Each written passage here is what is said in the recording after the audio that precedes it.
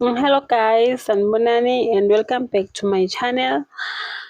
UMzukisi Ndamase wavalelwa 2007 agwetshwa u-life sentence because of bekane-charge e-murder and e-robbery. Kuthe kusenjalo asagwetshiwe kwenzeka timanga, bekavalelwe eMthatha.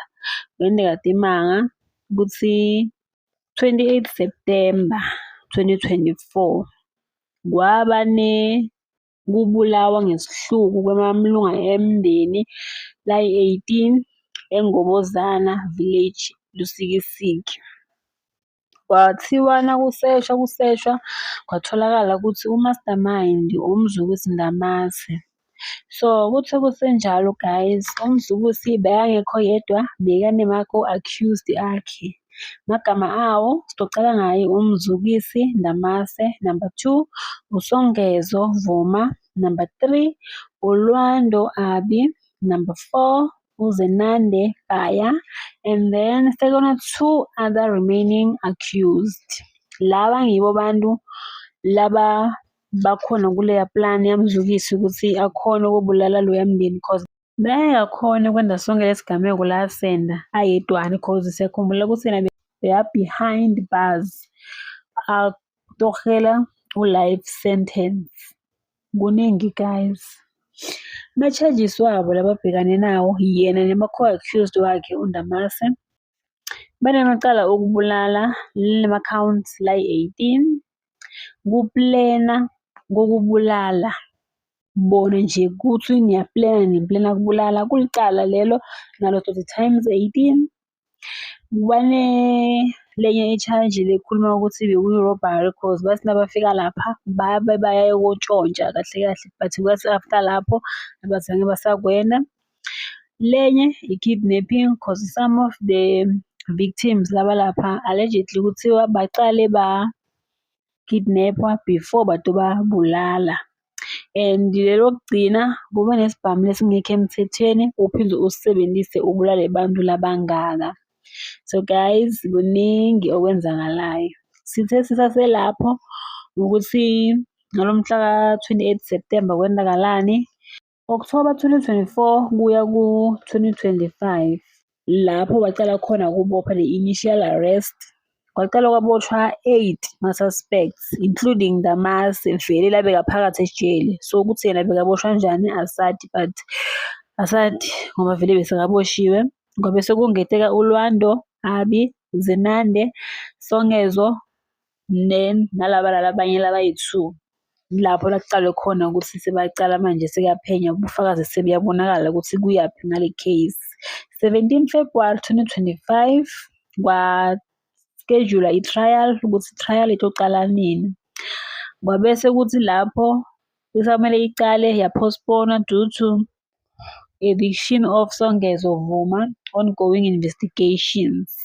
Kwabese kungeteka uSongezo ukuthi awu nango-ke phela loyo so ngeke bamise ngoba senema-investigation la yendakalako and since ngiwo bonke lama-suspects ma-accused ale yasini le yendeka lapha lela cala angeke babayise labanye basalele emuva cause bafuna ukuva ukuthi izibani uthini.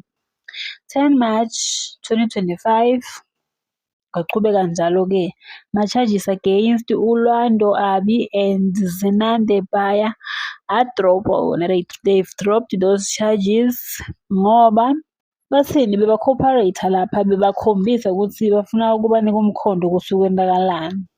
So 28 July 2025 yaqala i-trial e-High Court eLusikisiki. Ndamase wathi yena mina ngidotimela e-court angidzingi lawyer, ngiyi-lawyer myself. Yaqala i-court kwacala ubufakazi kwafakazwa-ke late July to early August. Ma-state witness anika bufakazi.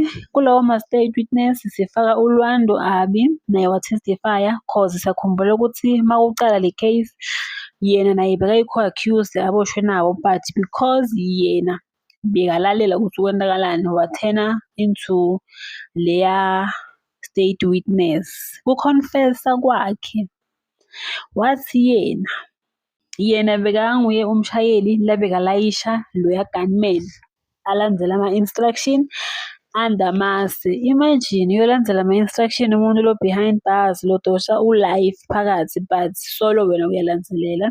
Waprovide nema-details about planning and logistics ukuthi kahle kahle yini kahle kahle beyenteka lapha.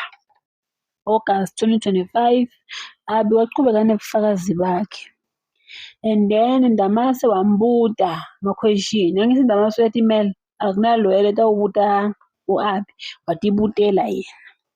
Zenande naye khuluma ubufakazi bakhe ukuthi yena umsebenzi wakhe lapha bekuhlanganisa tibhamu like onke lama-weapon labatosebenta and then nokuhamba akoleka labanye labantu bakhona kuleya part. And then September 2025 Sobezovuma confession ecourt. Wathi yena uyavuma ukuthi bekakhona lapha uma kwentiwa yonke lento and yonke lento bebayenta lapha beba-director uNdamase solo nguMzukisi. Baphindze basho ukuthi i-defense yabo labangayisho manje ukuthi bona bebasaba cause uMzukisi vele bekabatshelile ukuthi it's either you do it or ngitokwenta ukuthi uyente ngenkani. January 2026 i-trial yaqala yabuyela ecourt cause kutholakale ubufakazi lobuningi cause further cross examination of state witnesses. Ndamase wachubeka nokuthi imele court abe ngummeli a-challenge lobufakazi lababukhulumako lapha. Guys, la esatoshuba and this thing ngathi itodosa kundlula ngendlela thina sicabanga ngakhona cause kuningi. Sichubekeni. And February kule nyanga lesikuyo i-trial solo iyachubeka ecourt. Kuyachubeka nema-access ukuthi bantu bayaconfessa ufakazi and sekulethwa nema-evidence ukuthi lokhu kwendeka sona i-evidence leyenteka. Lwando and Zenande baqhubekile nokuba ma-state witness against co-accused yabo laba sebajikele laba basolelwa nabo bona sebatshintshile bathi no thina niyasikhipha lapho sine sitokhuluma kwazifanele kumele yenteke. Asathi ukuthi yini le ngaka leli bende bona bafuna kwenza letinto leti.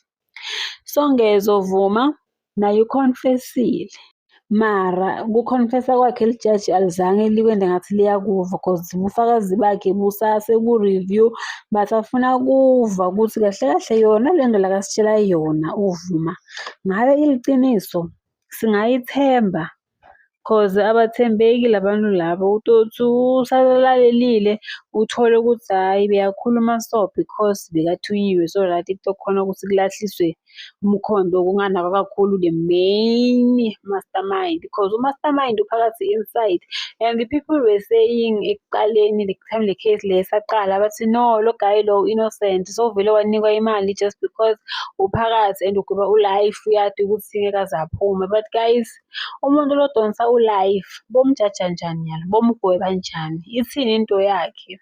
Guys, kuningi lokwenzakalako makusile. Guys, that's the end of our today's video because of angifuni ukuthi ibe yithe sitoyishiya la ibe u-part 1 then sizoqhubeka na-part 2. Please like, comment and subscribe. Ngidonibona ku video elandelayo. Bye.